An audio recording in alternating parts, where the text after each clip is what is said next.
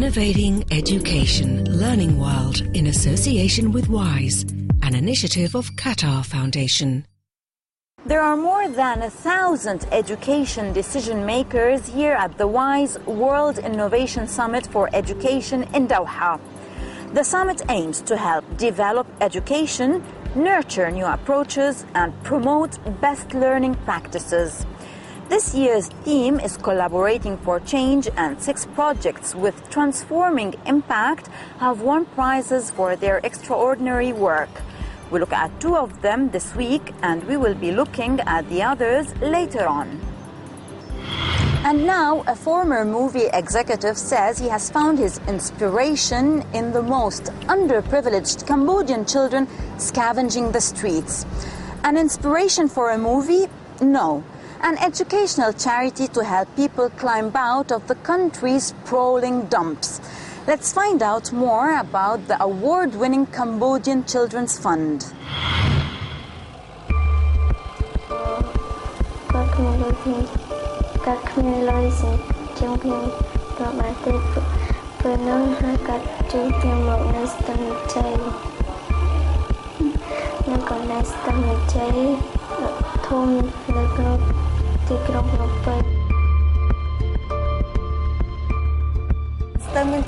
It have a lot of rubbish and it have a bad smell, and it's very dark place.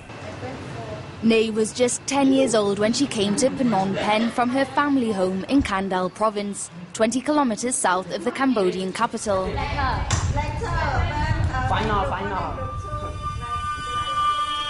She'd been living at the Stung Mon Che landfill for 6 months when the Cambodian Children's Fund, or CCF, took her in and gave her an opportunity she could only have dreamed of, the chance for an education. When I start CCF, I'm very lucky and happy that I know somebody, or to meet the other person. They come, the other province come to stay more like a big family or a small family, so I'm very happy that I meet them. And than before I don't know who I am, because I am a small kid and a poor kid. I'm very dirty, my body is very dirty, so when I stay at CCF, I know who I am because I have a chance to study. The Cambodian's Children Fund offers free education and boarding for youngsters living in poverty. It liaises with the public school system so students' studies match the government's education programme. Scott Neeson, a former film executive, founded the charity after taking a life-changing holiday.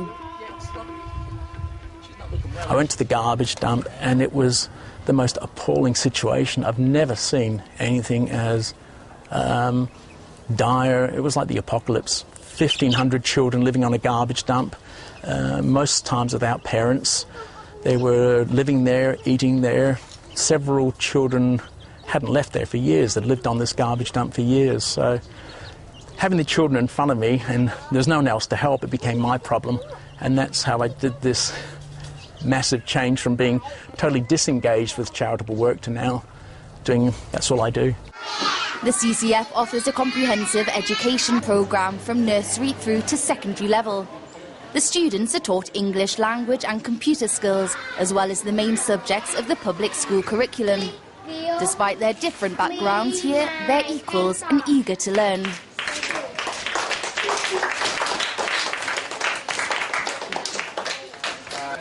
I want to learn English. When I know English, I can communicate with others. I want to be a teacher because I want to teach poor people. I want to help them just like I have a chance here. Our education programs had great results. We've got virtually all the children in education. We have a great rate of pass. We have 100% pass rate, very low absentee rate, and it's because we interact with the community. We don't try and take a child out of the family and educate them, but we assess the overall family needs. So all the siblings can come to school and the family no longer require the child to work. I was an example of just how much you can help. Even if you can't move house, I mean, very unlikely people can shift their whole lives over here, but you do have the opportunity to make a difference. And it takes so little too. It costs pennies to get a child into school. The CCF was set up 8 years ago to give education, nourishment and healing to 87 vulnerable children from some of Cambodia's most destitute communities.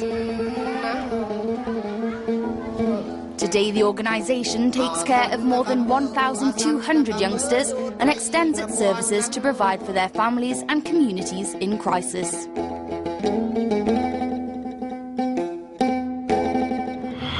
How can the internet be made available to blind people? After all, if you can't see, how can you read what's on the screen? We look at a Danish project which has been developing technology to overcome this precise problem. Even better, the service is free of charge. It's a step towards equal opportunities and access to information for disabled people all over the world. Let's find out how it works. Denmark has a highly regarded welfare state where citizens like Hazel Gresen, who's visually impaired, are offered equal opportunities. Hazel hasn't been able to see since birth, but thanks to an innovative Danish support tool, she now attends literature classes at university like any other student.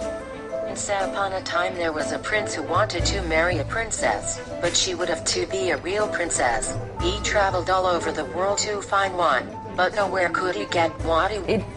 It does, in a way, help to socialize, you know. Studying and socializing is a part of the same case, you'd say. Like, if you can do things just as fast as your fellow students, then you won't be excluded. RoboBraille was developed by the Danish Centre for Visual Impairment and converts text documents into Braille or audio. You use the service by either sending emails with attachments to the service, or you go through a web interface where you upload your document and then you go through some steps. The steps are first that you upload your document, then you select how you want it converted. We have 5 different conversions you can choose between. You can have your document converted into an MP3 file, into a digital Braille document, into a structured audiobook. At present, around 3,000 text documents are converted every day, but the mission is to reach a capacity of 14,000. And depending on the size, conversions are completed in the blink of an eye. In the teaching process, it's extremely important for us that both we as teachers, but also the students, can get fast access to the educational material.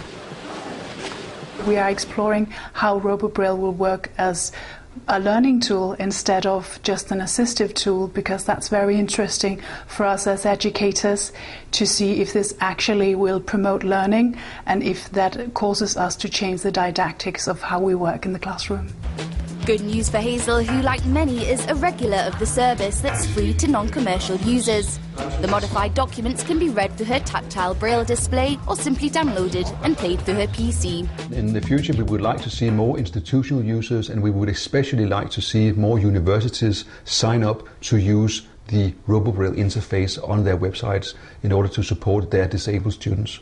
And then finally, I just need to key in my email address to provide the email interface or my email address to where I want the reply to go. Almost everything has become as accessible as almost possible. One thing that we will be missing, maybe it's when, I don't know, when going shopping, well, just in the supermarket, and have some labels on the products, but I think that will come soon. RoboBraille is being set up in numerous European countries with plans to expand worldwide. Well, that's it for now, but we will be back soon with more inspiring stories about the winning projects. Don't forget to send us your feedback on our social media pages. Goodbye. Learning World in association with WISE, an initiative of Qatar Foundation.